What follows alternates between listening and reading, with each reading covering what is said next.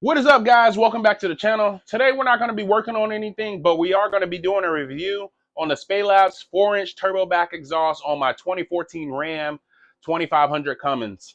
Alrighty, guys, so before we really get into anything, I just want to let you guys know that I am a first-time diesel owner. This is my first diesel truck I've ever owned. I'm coming up on 2 years of owning this truck, and I honestly love it. Haven't had any issues other than the DPF issue that we just recently came up on a few months ago before doing this whole mod and everything. But I am a first-time diesel owner, and I did do the EGR and the DPF weight reduction mod. Um, if you're mechanically inclined, it's fairly easy to do. If you got the tools to do it, you can honestly do it in your driveway in a weekend or so.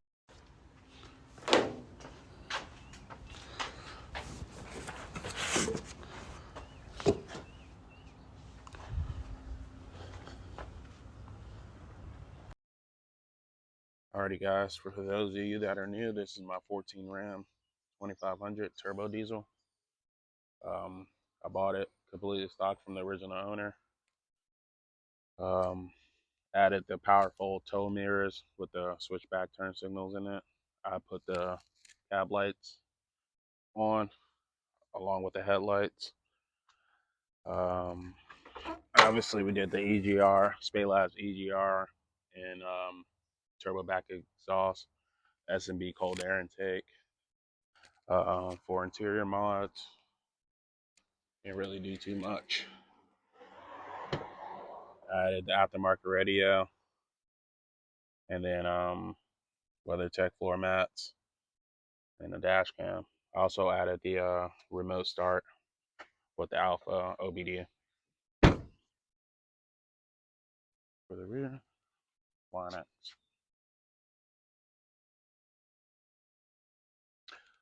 Alrighty, guys, so in the Spelab's turbo back 4-inch exhaust, you will have these 3 extra pieces if you have the crew cab.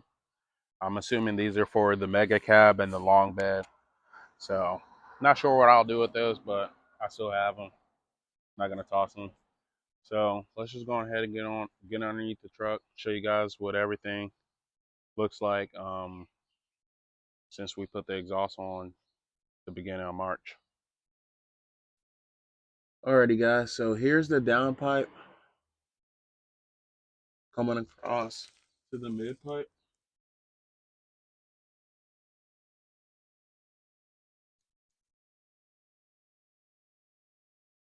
Doesn't look too bad, like your average exhaust on the road today. But let's just go ahead and get right into the bad, and then we'll go into the good. Alrighty, guys. So problem number 1 is the downpipe. As you can see, the issue is with the fitment of the clamp to clamp into the mid pipe, but the issue is really the downpipe. No matter how many angles or ways you twist this thing and try to get it lined up, it will not line up.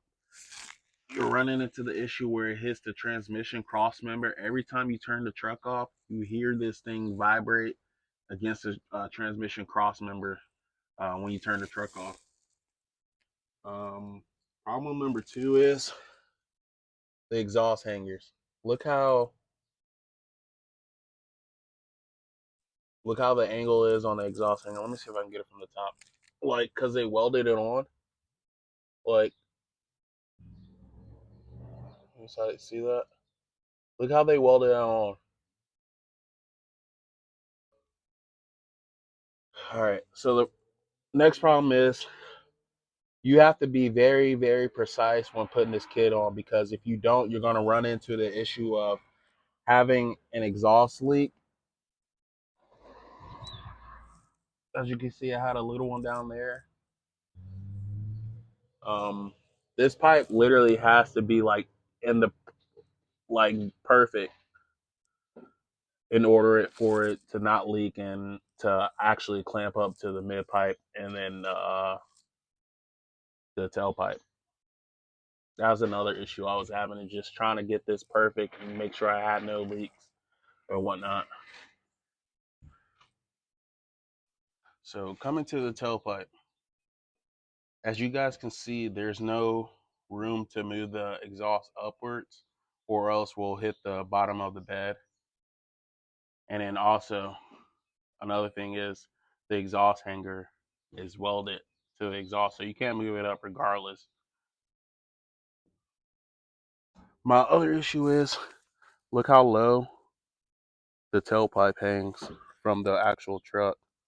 Like, I don't like that at all.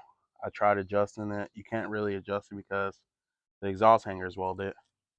And then also, it's about to hit the bed. You guys can see it. It's literally about to hit the bed. I mean, you guys be the judge. Tell me if the exhaust hangs too low, like, or you think it should hang closer to the actual bed of the truck. Like, but it could just be me.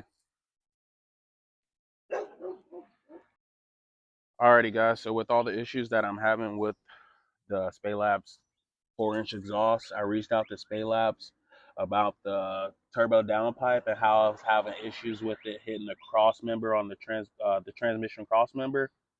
And I told him how I tried rotating it multiple ways and it still was having fitment issues. I kid you not when I tell you this. They suggested I put a jack underneath the downpipe and jack up underneath the downpipe in order to move it away from the transmission cross member.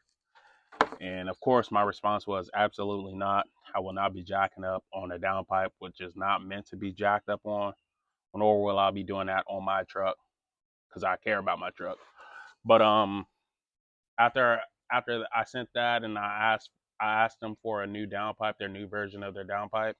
They told me they didn't have a new version and that they were still working in production and trying to get one made. So what they did was they just refunded me majority of my money from what I spent on the EGR and turbo back exhaust. Um, Mind you, I bought this kit last June on Memorial Day, and it's literally about to be Memorial Day weekend, like 5 days away. So, Spelab, I really appreciate you honoring your warranty and helping me out in figuring this situation. So, yeah, man, this is this video is not to bash Spelab. I do plan on buying more of their products.